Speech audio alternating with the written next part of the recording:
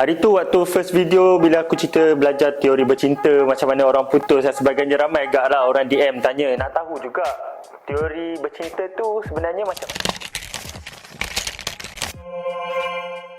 Hari ni aku nak cerita tentang relationship theory. Tapi disclaimer lah, walaupun aku cerita pasal relationship theory, jangan tanya aku kenapa aku single. Sebab soalan tu agak sensitif lah untuk ditanyakan. Anyway, sebab coach don't play. Well, sebab itulah. So, relationship theory, ada beberapa segmen-segmen teori yang kita perlu tahu. Dan relationship theory ni dia bukannya spesifik to relationship saja, dia lebih kepada impersonal theory. Tapi dia boleh still relate dengan beberapa teori-teori untuk jadikan di bawah satu segmen relationship. Pertama adalah uncertainty reduction theory. Uncertainty ni maksudnya ketidaktentuan lah. Bila first time kita jumpa orang, kita mesti tak tahu kenapa, macam mana kita boleh berjumpa, macam mana kita nak bereaksi, macam mana perangai kita. Dia ada dua sebab lah kenapa berlakunya ketidaktentuan. Pertama adalah sebabkan behavior ataupun perangai, di mana kita tidak tahu macam mana nak berperangai depan dia, ataupun kita tak tahu macam mana dia berperangai dengan kita. Kedua adalah kognitif ataupun pemikiran lah. Kita tak tahu macam mana dia akan judge kita punya perbuatan. Tapi uncertainty ni dia akan go along by the process lah. Contohnya nanti bila kita dah start bersembang, dah start tukar information dan sebagainya, jadi akan kurang ketidaktentuan ataupun uncertainty tu dan kita boleh jadi berkawan. Kedua adalah social penetration theory. Dalam social penetration theory ni dia bercerita tentang sebenarnya relationship ni daripada seorang kawan barulah jadi bercinta. Dan juga benda ni adalah benda yang predictable. Kita boleh tahu dia suka kita ataupun dia tidak suka kita. So, social penetration theory ni dia digambarkan mulai teori bawang, dan teori ni telah dipopularkan oleh Jason LaSalle, di mana dia bawakan gambaran bawang untuk cerita tentang bagaimana sebenarnya manusia ni penetrate dalam sesebuah relationship. Okay, so korang cuba bayangkan bawang, the outer layer part ni adalah part korang punya personal, di mana itulah part yang kita selalu appear bila kita dekat public, dekat orang ramai, dekat orang-orang yang kita tak rapat. Kemudian go into the deeper lah, di mana kita akan pergi ke satu selaput yang lain lah. Dan selaput-selaput tu dipanggil sebagai breadth ataupun kedalaman. Itulah cerita tentang berapa banyak topik yang kita discuss, dan dia juga mengambil kira berapa masa yang kita ambil untuk consume benda tu. Cepat atau lambat itu tidak menjadi masalah. Okey, kalau cepat kita share cerita, maka cepatlah relationship tu boleh berlaku. Kalau lambat kita cerita, maka lambatlah relationship tu boleh berlaku. Tapi mungkin kedalaman kita untuk memahami seseorang tu lebih tinggi. Dan yang ketiga adalah berapa banyak stage lah yang kita ada untuk memulakan relationship tu. Stage yang pertama adalah orientation ataupun orientasi lah. Ini stage yang biasalah kita berborak-borak.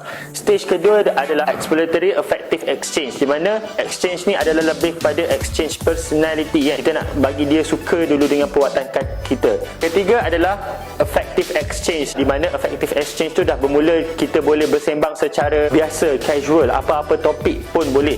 Yang terakhir adalah stable exchange. Stable exchange ni bila sesuatu pertukaran tu dah stabil, apa-apa perkara kita cerita, bagaimana perwatakan kita pun tidak menjadi masalah sebab orang itu dah okey dah dengan kita. Teori ketiga adalah social exchange theory. Ini bila kita dah berada dalam satu relationship kan, sama ada bercinta ataupun kawan baik, di mana dalam social exchange theory ni dia nak menilai percintaan ataupun perhubungan tu, di mana dia akan menilai dari segi worth. Dia punya calculation ataupun formula dia adalah reward minus cost. Reward ni adalah benda-benda positif lah, benda-benda yang kau cuba bawakan, dan cost tu adalah negative value yang kita evaluate.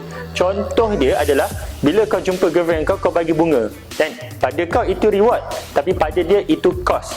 Jadi bila kita tengok cost atau reward tu lagi tinggi, dia akan tamsil kepada worth. Ataupun worth tu apa? Berbaloi tak relationship tu untuk diteruskan atau tidak diteruskan. Tapi ada satu keadaan di mana kita selalu dengar, kenapa bahagia tapi boleh putus, kenapa toksik tapi tak nak berpisah. Ada keadaan di mana orang cakap yang terlalu sayang tapi penat nak stay. Ada orang yang macam penat dengan perangai dia tapi sayang nak tinggalkan relationship tu. Ini dipanggil sebagai comparison level for alternative, di mana dalam teori ni juga dia cerita macam mana sebenarnya beberapa keadaan ni boleh terjadi, walaupun bahagia tapi putus, walaupun toksik tapi stay. Sebab tu alasan bercinta ni, apa-apa alasan pun logik je. Contohnya macam awak terlalu baik untuk saya, itu benda yang serius.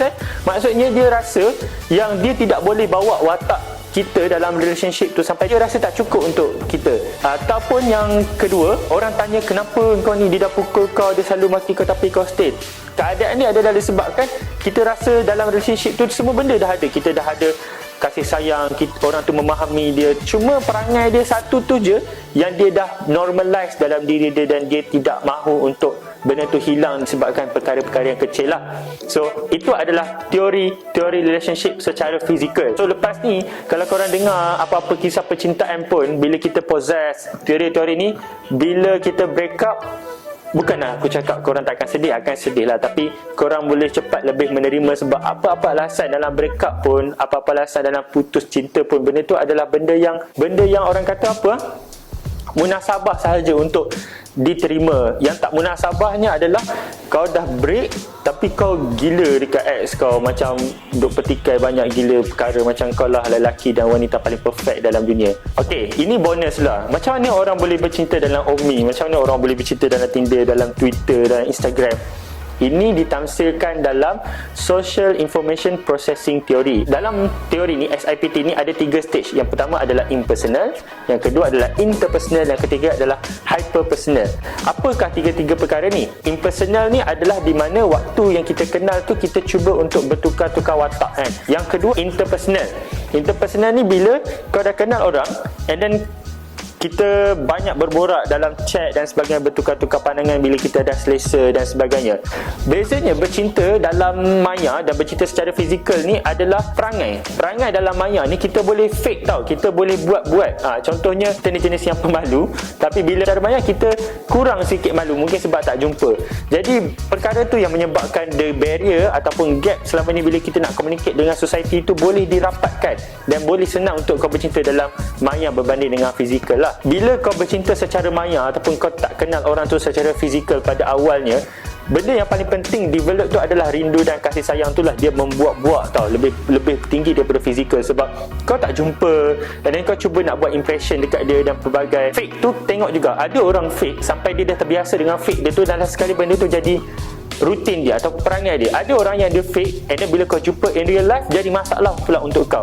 Dan itulah pergi pada proses ketiga, iaitu hyperpersonal lah. Hyperpersonal, di mana dalam hyperpersonal ni adalah bila kita berjumpa dengan kekasih ataupun kawan kita secara maya ni, kita akan lebih hyper jumpa dengan orang yang kita kenal dekat maya in real life. Sebab kita tak pernah jumpa, and then lebih mudah untuk berlaku penerimaan. Sebab banyak perkara yang korang tak pernah exchange lagi, korang exchange bila korang talk face to face lah. Dan itulah cara kenapa, bagaimana orang boleh bercinta lah. So conclusion ni adalah relationship ni bukan benda yang senang. Dia melibatkan hati tau. Dan hati tu boleh berubah bila-bila masa je. Hari ni mungkin dia cakap sayang, esok mungkin dia benci, esok lusa seperti tak kenal satu sama lain pun.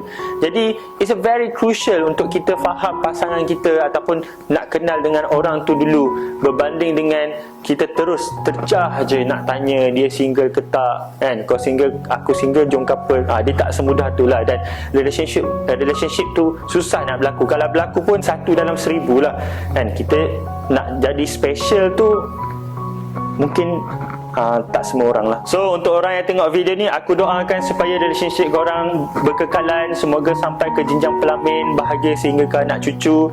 Untuk yang single kat luar sana, jangan risau, masih banyak lagi ikan di lautan. Dan untuk orang yang tengok video ni, please doakan supaya kita semua, termasuk akulah, jumpa pasangan yang sesuai untuk melayari bahtera kehidupan ni sehingga akhir hayat. Itu je. Assalamualaikum, bye.